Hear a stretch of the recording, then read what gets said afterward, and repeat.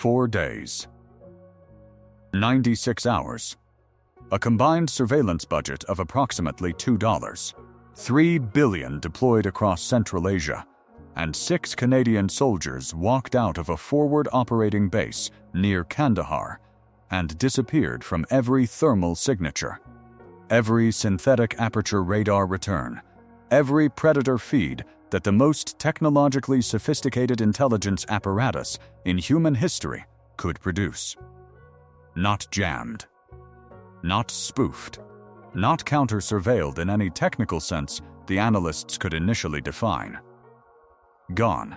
It was the summer of 2006.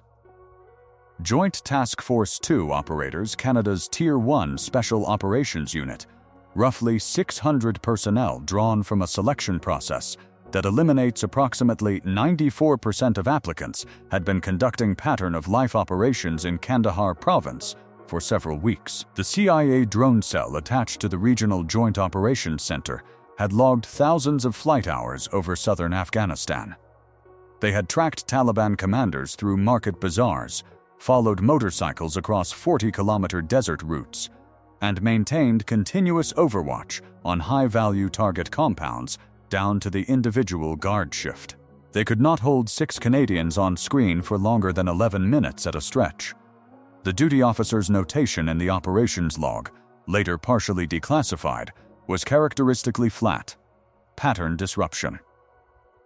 Subject elements non-compliant with standard thermal profile.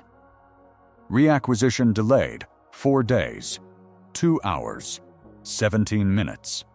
Reacquisition delayed. That sentence is doing an enormous amount of work.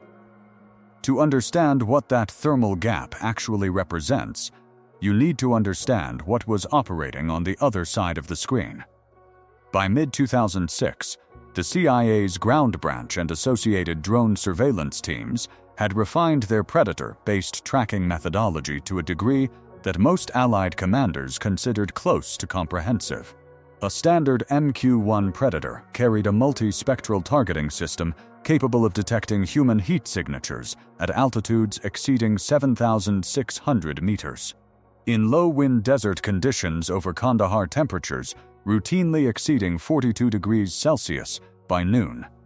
Dropping to 18 degrees after midnight, the thermal contrast between a human body and the surrounding environment created what analysts described as a near-perfect detection window between 0200 and 0500 local time. In those 3 hours, a moving human being in the open was, for all practical purposes, invisible to nothing. The American approach to special operations surveillance by this period was built on an industrial logic, mass, persistence, and technological overmatch. A single predator orbit over a target area required, on average, 168 personnel to sustain pilots, sensor operators, intelligence analysts, communication specialists, maintenance crews, and liaison officers distributed across multiple time zones. The system worked. It had, between 2003 and 2006, contributed to the location and elimination of more than 400 mid to high-value targets across Iraq and Afghanistan. Into that architecture, Joint Task Force 2 had been operating since 2001. Quietly, with a budget that, in 2006, sat at approximately 1/15 of a single American Ranger battalion's annual operational allocation, without a dedicated air platform, without a persistent ISR cell, without, in several documented instances, reliable radio communications beyond line of sight. What JTF-2 had was a selection and training doctrine built on a principle that the Americans, at that point, were only beginning to articulate formally, that the most dangerous element in any surveillance environment is a human being who understands the machine better than the machine understands the environment. The CIA drone cell was not tracking 6 soldiers. It was attempting to track 6 people who had spent a material portion of their professional lives learning how surveillance systems work, where they fail, and how to place themselves inside those failure margins without triggering any of the indicators that would prompt a retask. That is not mysticism. That is applied physics and patience. JTF-2's approach to surveillance evasion in 2006 was not a single technique. It was a layered methodology built across 4 distinct domains, each one targeting a specific sensor type or analytical assumption. The first domain was thermal management. At 42 degrees, human skin surface temperature averages approximately 35 degrees Celsius, roughly 7 degrees above ambient desert ground temperature at night, 7 degrees below in direct midday sun. Standard thermal sensors key on this delta. JTF-2 operators in the relevant period were documented as using a combination of reflective fabric wrapping, ground temperature equalization through extended prone positioning, and movement timing calibrated to the 23-minute sensor reacquisition cycle standard for predator orbital patterns at that altitude and speed. Move during the gap. Freeze before the return pass. Hold temperature equilibrium during the window. 6 men. 23-minute intervals. 96 hours. The mathematics of that particular kind of patience are not comfortable to calculate. The second domain was pattern disruption. Intelligence analysts tracking human movement build predictive models on behavioral regularity, sleep cycles, meal preparation heat signatures, latrine use, the consistent return to a fixed shelter location. JTF-2's doctrine drawn substantially from British SAS influence, given the deep institutional relationship between the two units formalized through joint operations in Bosnia, and later formalized in the Five Eyes Special Operations Framework, explicitly deregularized individual behavior over extended field periods. No fixed rest cycle, no consistent shelter orientation, no predictable thermal event sequence for an analyst to anchor a pattern to. As one former JTF-2 operator, speaking to journalist Dwight Hamilton in the book Inside Canadian Intelligence, put it with the compression of someone describing something obvious. If you behave like a person, the machine finds a person.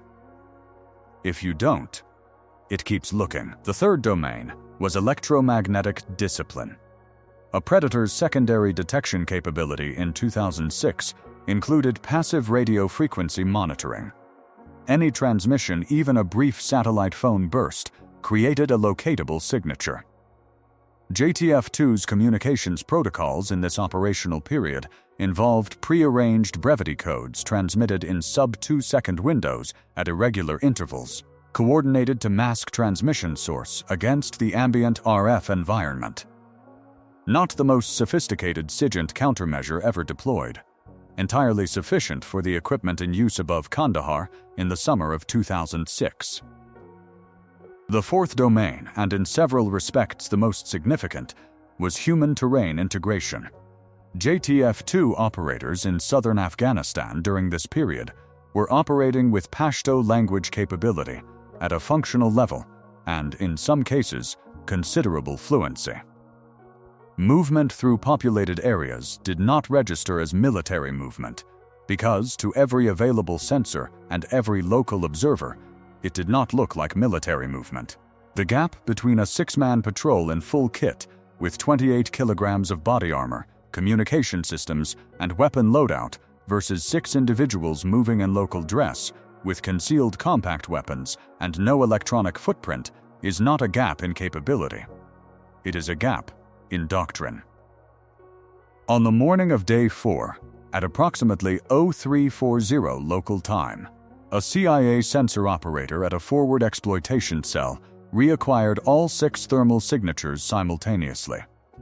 They were 6.4 kilometers from their last confirmed position. They were stationary.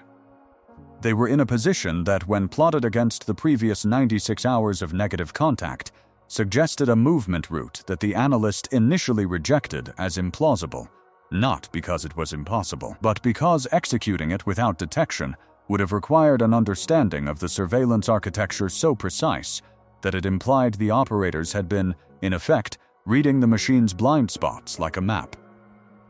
Which is exactly what they had been doing. The operation they had been conducting during those 96 hours was later described in a Canadian Forces after-action context as a close target reconnaissance of a Taliban command node that had itself been attempting to avoid drone surveillance. The compound's occupants had been tracked intermittently for 11 days without actionable intelligence. JTF-2's ground-level pattern of life data collected during the 4-day window provided the positional and timing intelligence that resulted in a direct action operation 6 days later. The compound was 340 meters from a main road used daily by ISAF logistics convoys. It had been invisible in the Predator feed because its occupants had learned, through experience, the same thermal and pattern discipline that JTF-2 had been applying in the opposite direction. 2 groups. One environment. One understood the machine. The other understood the terrain. For 4 days, neither could find the other through any sensor system that cost more than $10 million to operate. In the end, it was a locally sourced intelligence cacta conversation, in Pashto, for which no satellite was required, that confirmed the compound's function. The $2.3 billion surveillance apparatus did not resolve the problem. 6 people, moving carefully in the dark, did. The CIA drone cell's log entry reacquisition delayed 4 days, 2 hours, 17 minutes was filed, archived, and processed as an anomaly. Not a failure. An anomaly. The distinction matters because in the institutional language of intelligence bureaucracy, an anomaly does not trigger a doctrinal review. It triggers a calibration adjustment. The sensor parameters were updated. The pattern recognition algorithms received additional weighting for certain behavioral variables. The variables that could not be weighted were the ones that mattered: judgment, patience, and a forensic understanding of how a machine thinks. The broader doctrinal argument that this episode represents understated in the after-action literature, almost entirely absent from public discourse, is that technological mass does not produce surveillance certainty. It produces surveillance probability. And probability has margins. Inside those margins, a small number of highly trained human beings, with the discipline to remain still for 23 minutes at a stretch in 40-degree heat, in a country where they are unknown and unwelcome, can move through the most sophisticated monitoring architecture ever deployed as though it were not there. JTF-2's selection process removes approximately 94% of candidates. The ones who remain are not physically superior in any measurable way to the ones who do not. The physiological differences are negligible. What selection identifies and what training refines is something considerably harder to quantify. The capacity to remain cognitively functional, analytically precise, and behaviorally disciplined under conditions of sustained physical degradation and zero institutional support. That capacity cost Canada considerably less than one Predator airframe. It produced intelligence that a Predator operating for 11 days had failed to provide. Consider the arithmetic of that exchange for a moment. The opening question was simple. How do you lose 6 people in a surveillance environment that can read the heat signature of a single human body from 7,600 meters in the dark? The answer is equally simple and considerably more unsettling. You build a person who understands the machine better than the machine understands the world. Every era of warfare eventually produces a doctrine built on the assumption that enough technology, deployed at sufficient scale with sufficient persistence, eliminates the irreducible human variable. Every era is eventually correct that the technology improves. None has yet been correct that the variable disappears. 4 days. 96 hours. The machine kept looking. The men it was looking for were already home.